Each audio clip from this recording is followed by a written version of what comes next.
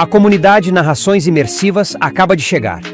Torne-se membro e tenha acesso a todos os nossos livros, sem interrupções ou propagandas. E em formato de MP3, ouça diretamente da nossa plataforma no Hotmart.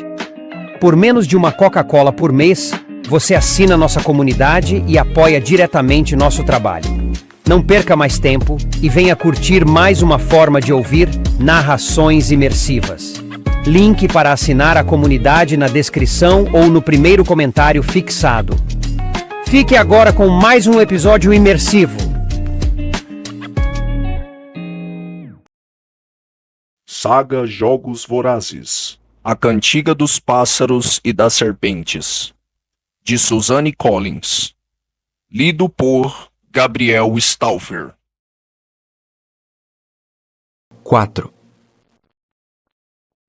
Ele não poderia ter se sentido mais exposto, nem se estivesse nu, no meio da corso. Pelo menos ele teria tido a opção de fugir. Agora, ele estava preso e exposto, pela primeira vez percebendo a impossibilidade dos animais de se esconderem. As crianças tinham começado a falar com animação e a apontar para o uniforme dele, chamando a atenção dos adultos. Havia rostos ocupando os espaços disponíveis entre as grades. Mas o verdadeiro horror foram as duas câmeras que ladeavam os visitantes. O Notícias da Capital, com sua cobertura onipresente e o slogan insolente: "Se você não viu aqui, não aconteceu." Ah, estava acontecendo. Com ele, naquele momento. Ele sentiu sua imagem aparecendo ao vivo por toda a capital. Felizmente, o choque o deixou imóvel, porque a única coisa pior do que estar no meio da ralé dos distritos no zoológico seria ele correr como um tolo tentando fugir. Não havia saída fácil. O local tinha sido construído para animais selvagens. Tentar se esconder seria ainda mais patético. Como seria deliciosa a filmagem para o Notícias da Capital. Ficariam repetindo o corte sem parar. Acrescentariam uma música boba e uma legenda: "O surto de Snow." Colocariam na parte da meteorologia: "Quente demais para o Snow." Reprisariam as imagens enquanto ele vivesse. Sua desgraça seria total. Que opção restava? Só ficar parado no lugar, olhando diretamente para a câmera até ele ser resgatado. Ele se empertigou todo, moveu sutilmente as costas e os ombros e tentou parecer entediado. A plateia começou a gritar para ele. Primeiro, as vozes agudas das crianças, depois os adultos junto, perguntando o que ele estava fazendo, por que estava na jaula, ele precisava de ajuda? Alguém o reconheceu e seu nome se espalhou como fogo pela multidão, que só aumentava a cada minuto. "É o garoto Snow! Quem é esse mesmo?" "Ah, você sabe, os que têm as rosas no telhado." Quem eram todas aquelas pessoas no zoológico em um dia de semana? Elas não tinham emprego? As crianças não deviam estar na escola? Não era surpresa o país estar tão mal. Os tributos dos distritos começaram a andar em volta dele, provocando-o. Havia o par do Distrito 11 e o garotinho cruel que tinha pedido sua morte, além de vários novos. Ele se lembrou do ódio no caminhão e se perguntou o que aconteceria se eles o atacassem em grupo. Talvez a plateia aplaudisse. Coriolanus tentou não entrar em pânico, mas sentiu o suor escorrendo pelo corpo. Todos os rostos, tanto dos tributos próximos quanto da multidão olhando pelas grades, começaram a virar um borrão. As feições ficaram indistintas, deixando só manchas escuras e claras de pele com um vermelho rosado das bocas abertas no meio. Seus membros pareceram dormentes. Faltou ar nos pulmões. Ele começava a pensar em correr para a abertura e tentar subir, quando uma voz disse baixinho atrás dele: "Assuma o comando." Sem se virar, ele soube que foi a garota, a sua garota, e sentiu um alívio imenso por não estar sozinho.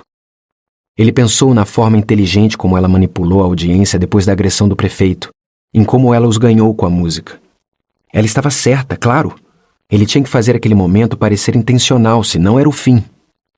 Ele respirou fundo e se virou para onde ela estava, prendendo casualmente a rosa branca atrás da própria orelha. Ela sempre parecia estar se esforçando para melhorar a aparência. Arrumando os babados no Distrito 12, ajeitando o cabelo na estação de trem e agora se adornando com a rosa. Ele esticou a mão para ela como se ela fosse a maior dama da capital. Os cantos da boca de Lucy Gray se curvaram para cima. Quando ela segurou a mão de Coriolanus, o toque gerou uma fagulha elétrica que subiu pelo braço, e ele se sentiu como se uma parte do carisma de palco dela tivesse sido transferida para ele. Fez uma pequena reverência quando ela se levantou com elegância exagerada. Ela está em um palco. Você está em um palco. Agora é o show, pensou ele. Coriolanus levantou a cabeça e perguntou: Gostaria de conhecer alguns dos meus vizinhos? Eu adoraria, Disse ela, como se eles estivessem em um chá da tarde. Meu lado esquerdo é mais fotogênico, Murmurou ela, tocando de leve na bochecha. Ele não sabia bem o que fazer com a informação e começou a guiá-la para a esquerda dela. Lucy Gray abriu um grande sorriso para os espectadores, parecendo satisfeita de estar lá. Mas quando a levou até as grades, ele sentiu os dedos dela se apertando como um torno. Um fosso raso entre as estruturas rochosas e as grades da jaula dos macacos antes formava uma barreira de água entre os animais e os visitantes, mas estava seco agora. Eles desceram os degraus, atravessaram o fosso e subiram para um parapeito ao redor do local, deixando-os frente a frente com as pessoas. Coriolanus escolheu um ponto a vários metros de uma das câmeras, ela que fosse até ele, onde um grupo de crianças pequenas estava amontoado. As grades tinham espaçamentos de uns 10 centímetros, não o suficiente para um corpo passar, mas ampla se alguém quisesse enfiar as mãos. Conforme os dois se aproximavam, as crianças silenciaram e se encostaram nas pernas dos pais. Coriolanus achou que a imagem de chá da tarde serviria tão bem quanto qualquer outra e continuou a tratar a situação com a mesma leveza. Como estão? Disse ele, se inclinando para as crianças. Eu trouxe uma amiga hoje. Querem conhecê-la? As crianças se agitaram e houve algumas risadinhas. Um garotinho gritou: Sim! Ele bateu nas grades com as mãos algumas vezes e as enfiou nos bolsos com incerteza. Nós vimos ela na televisão.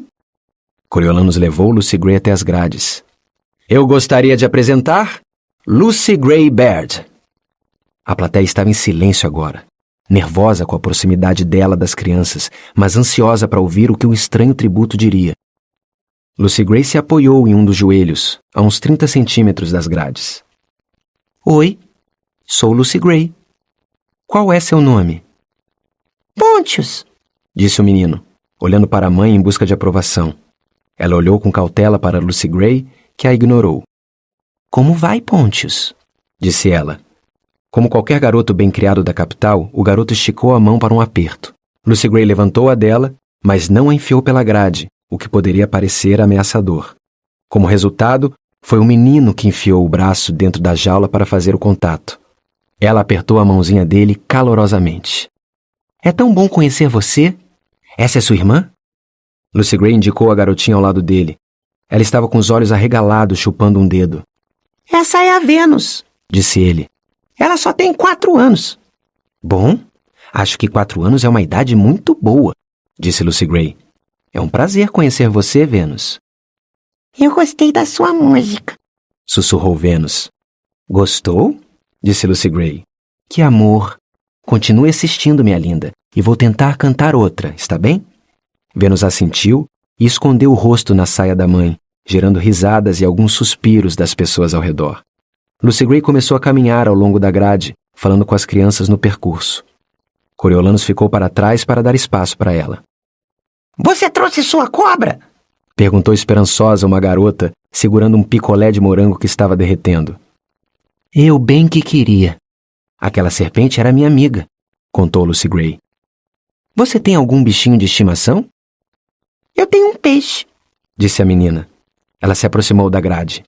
O nome dele é Bubi. Ela trocou o picolé de mãos e enfiou a vazia pelas grades na direção de Lucy Gray. Posso tocar no seu vestido? Filetes de xarope vermelho escorriam da mão até o cotovelo, mas Lucy Gray só riu e ofereceu a saia. A garota passou um dedo hesitante pelos babados. É lindo. Também gostei do seu. O vestido da menina era uma coisinha estampada, desbotada, nada notável, mas Lucy Gray comentou. Bolinhas sempre me deixam feliz. A garota abriu um sorriso. Coriolanus sentiu a plateia começando a gostar do seu tributo, não mais fazendo questão de ficar longe, As pessoas eram tão fáceis de manipular quando envolvia seus filhos. Ficavam tão satisfeitas de vê-los satisfeitos. Instintivamente, Lucy Gray parecia saber disso e foi ignorando os adultos conforme seguia. Ela tinha quase chegado a uma das câmeras e ao repórter. Provavelmente estava ciente disso, mas quando se levantou e deu de cara com a câmera, ela teve um pequeno sobressalto e riu. Ah, oi. Estamos na televisão? O repórter da capital, um jovem ansioso por uma história, se inclinou para a frente com avidez. Com certeza. E quem seria você? Sou Lepidus Malmsey, do Notícias da Capital. Disse ele, abrindo um sorriso. Lucy, você é o tributo do Distrito 12? É Lucy Gray, e eu não sou realmente do 12, disse ela. Minha gente é o bando. Músicos por ofício. Nós só entramos no lugar errado um dia e fomos obrigados a ficar. Ah, então, de que distrito vocês são? Perguntou Lepidus. De nenhum distrito específico. Nós vamos de lugar para lugar conforme dá vontade. Lucy Gray se corrigiu. Bom, era o que fazíamos, antes dos pacificadores nos recolherem alguns anos atrás. Mas agora vocês são cidadãos do Distrito 12, insistiu ele. Se você diz... O olhar de Lucy Gray se desviou para a multidão como se ela estivesse correndo o risco de morrer de tédio. O repórter sentiu que estava perdendo o interesse da garota. Seu vestido foi um grande sucesso na capital. Foi? Bem, o bando adora a cor, e eu mais do que a maioria. Mas esse foi da minha mãe, e é mais especial ainda para mim. Ela está no Distrito 12? Perguntou Lepidus. Só os ossos, querido. Só os ossos brancos e perolados. Lucy Gray olhou diretamente para o repórter, que pareceu ter dificuldade para formular a pergunta seguinte. Ela ouviu lutar por um momento e gesticulou para Coriolanus. Você conhece meu mentor? Disse que o nome dele é Coriolanus Snow. Ele é um garoto da capital e está claro que ganhei um bolo com cobertura, porque nenhum outro mentor se deu ao trabalho de aparecer para receber seus tributos.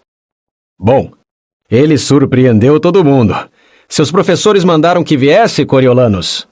Perguntou Lepidus. Coriolanus foi na direção da câmera e tentou ser amável, com um leve toque de malandragem. Eles não me mandaram não vir. Risadas soaram na multidão. Mas lembro que eles disseram que eu teria que apresentar Lucy Gray para a capital, e levo esse trabalho muito a sério. Então você não pensou 2 vezes antes de entrar em uma gaiola de tributos? Perguntou o repórter. 2, 3, e acho que vou pensar 4 e 5 vezes a qualquer momento, admitiu Coriolanus. Mas, se ela é corajosa a ponto de estar aqui, por que eu não deveria ser? Ah, só para deixar registrado, eu não tive escolha, disse Lucy Gray. Só para deixar registrado, eu também não, disse Coriolanus. Depois que ouvi você cantar, não consegui ficar longe. Confesso, sou seu fã. Lucy Gray balançou a saia quando um aplauso trovejante veio da plateia. Bom, espero para o seu próprio bem que a academia concorde com você, Coriolanus, disse Lepidus. Acho que você está prestes a descobrir. Coriolanus se virou e viu portas de metal com janelas reforçadas com grades se abrindo nos fundos da jaula dos macacos. Um quarteto de pacificadores entrou e foi diretamente até ele. Ele se virou para a câmera, decidido a fazer uma boa saída. Obrigado por se juntarem a nós, disse ele. Lembrem-se, é Lucy Gray Baird, representando o Distrito 12. Passem pelo zoológico se tiverem um tempinho para dar um oi. Prometo que vai valer a pena. Lucy Gray esticou a mão para ele com a dobrinha delicada de pulso que convidava a um beijo. Ele obedeceu, e quando seus lábios roçaram na pele dela, ele sentiu um formigamento agradável. Depois de dar um último aceno para a plateia, ele foi se encontrar calmamente com os pacificadores. Um deu um aceno curto e, sem dizer nada, ele o seguiu para fora do confinamento ao som de aplausos respeitáveis. Quando as portas se fecharam atrás dele, sua respiração ficou acelerada e ele percebeu o quanto estava com medo. Parabenizou-se silenciosamente por manter a graça sob pressão, mas as caras feias dos pacificadores sugeriam que não compartilhavam dessa opinião. Que ideia foi essa? Perguntou uma pacificadora. Você não pode entrar lá. Era o que eu achava até os seus colegas me jogarem por um buraco sem cerimônia nenhuma, respondeu Coriolanus. Ele achava que a combinação de colegas e sem cerimônia nenhuma tinha a nota certa de superioridade. Eu só tinha topado uma carona até o zoológico. Ficarei feliz de explicar tudo ao seu oficial superior e identificar os pacificadores que fizeram isso. Mas a vocês ofereço meu agradecimento. Aham, disse ela secamente. Nós temos ordens de levá-lo à academia. Melhor ainda, disse Coriolanos, parecendo mais confiante do que se sentia. A reação rápida da escola o perturbava. Apesar de a televisão no banco de trás da van dos pacificadores estar quebrada, ele pôde ver vislumbres da reportagem pelo caminho nas telas públicas enormes espalhadas pela capital. Uma energia nervosa começou a surgir quando ele viu imagens primeiro de Lucy Gray e depois dele próprio sorrindo para a cidade. Ele jamais poderia planejar algo tão audacioso, mas já que tinha acontecido, era melhor aproveitar. E ele realmente achava que seu desempenho fora bom, que mantivera a cabeça no lugar, que segurara as pontas, que apresentara a garota e ela era um talento natural, que lidara com tudo com dignidade e um pouco de ironia. Quando chegou à academia, ele tinha recuperado a compostura e subiu a escada com segurança. O fato de todas as cabeças estarem se virando para ele ajudou, e se não houvesse pacificadores presentes para mantê-los longe, ele tinha certeza de que seus colegas já estariam em cima dele. Ele achava que seria levado para a diretoria, mas o guarda o colocou no banco junto à porta do Laboratório Superior de Biologia, que só era permitido aos formandos com mais talento para ciências. Apesar de não ser seu assunto favorito, o cheiro de formaldeído lhe dava ânsia de vômito e ele abominava trabalhar em dupla, ele se saíra suficientemente bem em manipulação genética para conseguir uma vaga na turma. Nada como aquela sabichona da Io Jasper que parecia ter nascido com um microscópio grudado no olho.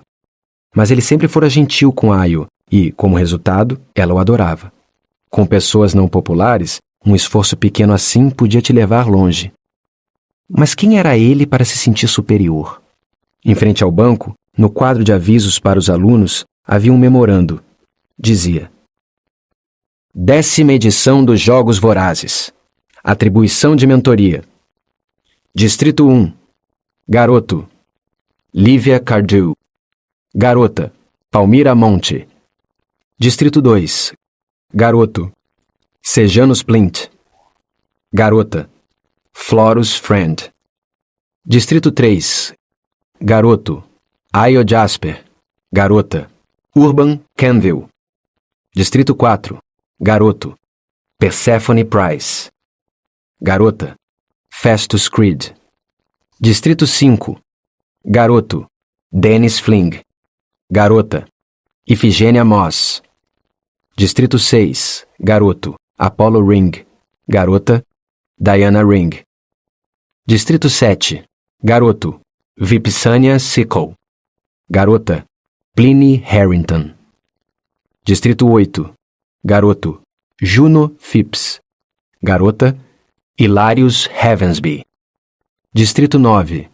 Garoto: Gaius Breen.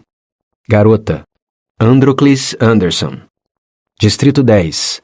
Garoto: Domitia Wimswick. Garota: Arachne Crane. Distrito 11. Garoto: Clemência Dovecott. Garota: Felix Ravenstill. Distrito 12. Garoto: Lysistrata Vickers. Garota: Coriolanus Snow. Poderia haver um lembrete público mais humilhante da situação precária dele do que estar pendurado ali no final, como um pensamento quase esquecido? Depois que Coriolanus passou alguns minutos tentando entender por que tinha sido levado ao laboratório, o guarda disse que ele podia entrar. Ao ouvir a batida hesitante, uma voz que ele reconheceu como sendo do reitor Highbottom o mandou entrar. Ele esperava que Satíria estivesse presente, mas só encontrou outra pessoa no laboratório. Uma mulher idosa, pequena e recurvada, com cabelo grisalho cacheado, que estava provocando um coelho na gaiola com uma vara de metal. Ela o cutucou pela grade até que a criatura, que tinha sido modificada para ter a força no maxilar de um pitbull, arrancou o objeto da mão dela e o partiu ao meio. Ela se empertigou o máximo que conseguiu, voltou a atenção para Coriolanus e exclamou: Um pulo, um pulinho.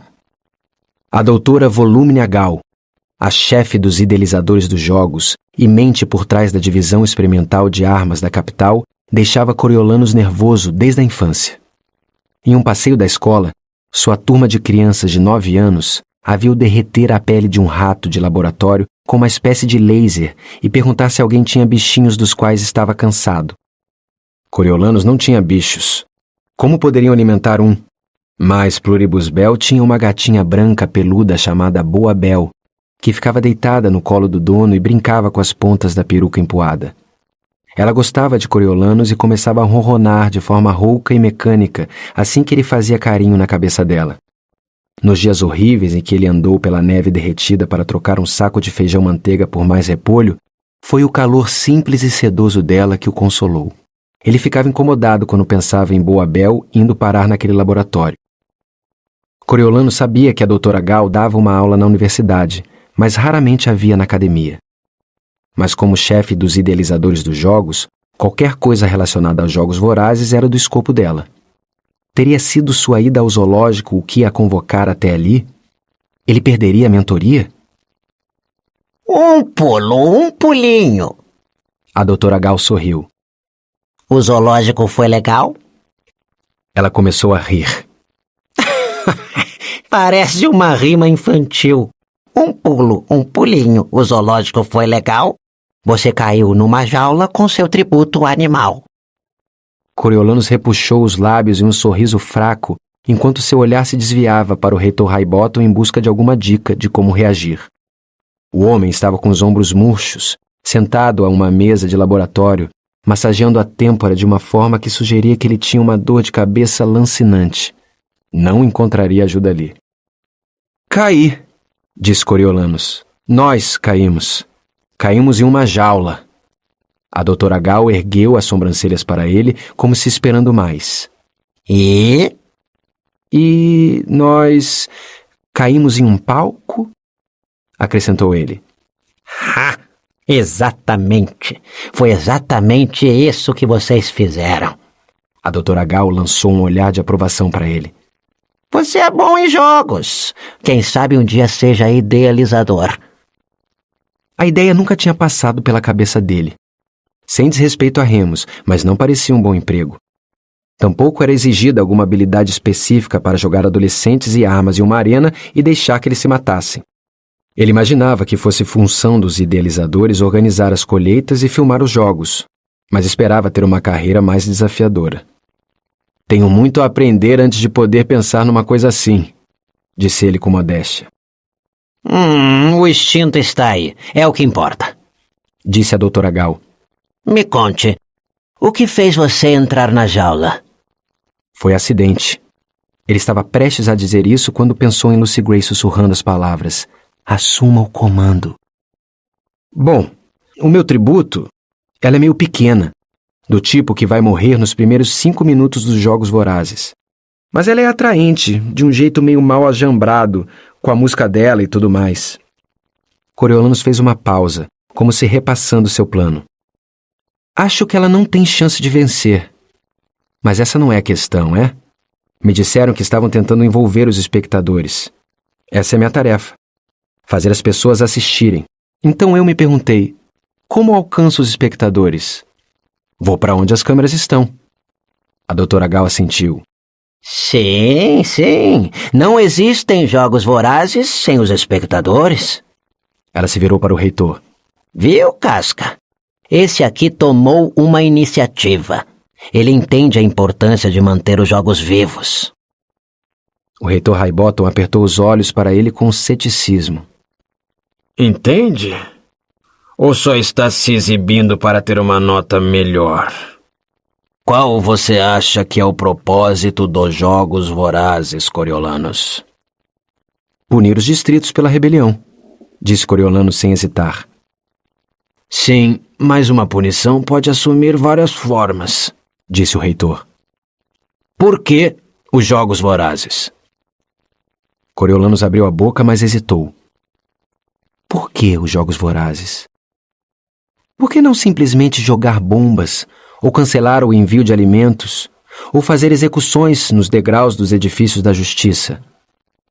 Sua mente se voltou para Lucy Gray ajoelhada nas grades da jaula, envolvida com as crianças, derretendo a plateia. Eles estavam conectados de uma forma que ele não era capaz de articular. Porque... é por causa das crianças. o quanto elas importam para as pessoas. E como elas importam? Insistiu o reitor Highbottom. As pessoas amam crianças, disse Coriolanus, mas assim que as palavras saíram de sua boca, ele as questionou. Durante a guerra, ele tinha sido bombardeado, passado fome e sofrido abusos de várias formas, e não só por causa dos rebeldes. Um repolho arrancado de suas mãos, um pacificador que machucou seu queixo quando ele chegou sem querer perto demais da mansão do presidente. Ele pensou na ocasião em que desabou e ficou deitado na rua com gripe do cisne e ninguém parou para ajudar. Tomado por tremedeiras, ardendo em febre, os membros envolvidos pela dor. Apesar de também estar doente, Tigres o encontrou naquela noite e conseguiu levá-lo para casa. Ele hesitou. Às vezes gostam, acrescentou ele, mas foi sem convicção. Quando pensou melhor, o amor das pessoas por crianças pareceu uma coisa muito instável. Não sei porquê, admitiu ele. O reitor Highbottom lançou um olhar para a doutora Gall. Está vendo? É um experimento falho. Será se ninguém assistir, respondeu ela, e abriu para Coriolanus um sorriso indulgente. Ele mesmo é uma criança. Dê tempo a ele. Eu tenho uma boa impressão desse aí. Bom, vou visitar minhas bestas. Ela deu um tapinha no braço de Coriolanus quando passou na direção da porta. Não conte nada para ninguém, mas tem uma coisa maravilhosa acontecendo com os répteis. Coriolanus fez que ia atrás, mas a voz do reitor Highbottom impediu. Então todo o seu show foi planejado. Que estranho, porque quando você se levantou na jaula, achei que estava pensando em correr. Foi uma entrada mais física do que eu tinha previsto. Demorei um tempo para me situar. Mais uma vez, tenho muitas coisas a aprender, disse Coriolanus. Limites para começo de conversa. Você vai receber um demérito por comportamento inconsequente que poderia ter ferido um aluno. Você, no caso, vai para o seu registro permanente, disse o reitor. Demérito? O que significava? Coriolanus teria que reler o guia dos alunos da academia para ser capaz de protestar contra aquela punição. Ele foi distraído pelo reitor, que tirou uma garrafinha do bolso, abriu e pingou 3 gotas de líquido transparente na língua. O que quer que houvesse na garrafa, provavelmente morfináceo, funcionou rápido, porque o corpo todo do reitor Highbottom relaxou e um olhar sonhador surgiu nos olhos dele. Ele deu um sorriso desagradável. Com 3 deméritos assim, você será expulso.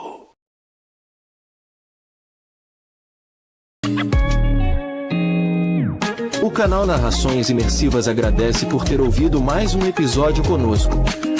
Acompanhe nossa página no Instagram e fique por dentro de todas as novidades do canal.